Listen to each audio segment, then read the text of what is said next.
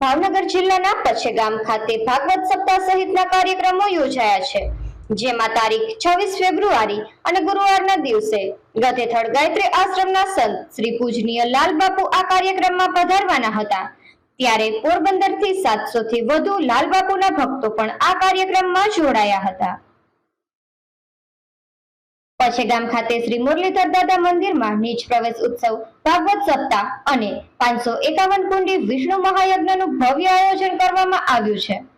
ખાસ કરીને આ આયોજનમાં તારીખ 26 ફેબ્રુઆરી અને ગુરુવારના દિવસે ગધેથડ ગાયત્રી આશ્રમના સંત શ્રી પૂજનીય લાલબાપુ પધાર્યા હતા અને લાખો ભાવિકો માટે તેમના તરફથી મહાપ્રસાદીનું પણ આયોજન કરાયું હતું. ત્યારે આ પાવનકારી ધાર્મિક મહોત્સવમાં પોરબંદરથી પણ 700 કરતા વધુ ભક્તો જોડાયા હતા.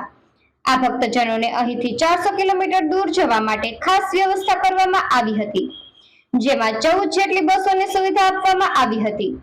આ બસો દ્વારા શહેરના તમામ વિસ્તારોમાંથી ભક્તજનોને લઈ દર્શન ટેકરી ખાતે એકત્ર થયા હતા અને ત્યારબાદ બુધવારની મોડી રાત્રે આ બસો પછેગામ ખાતે રવાના થઈ હતી.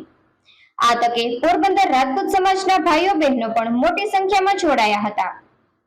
પછેગામ ખાતે લાલબાપુના સહયોગથી વલભીપુર શહેર અને તાલુકાના 54 જેટલા ગામોમાં ગાયોને ઘાસચારો, કૂતરાને લાડુ, પક્ષીઓને ચણ, માછલીઓને બુંદી દાણા અને કીડિયારાનું પણ મોટા પાયે આયોજન કરવામાં આવ્યું હતું.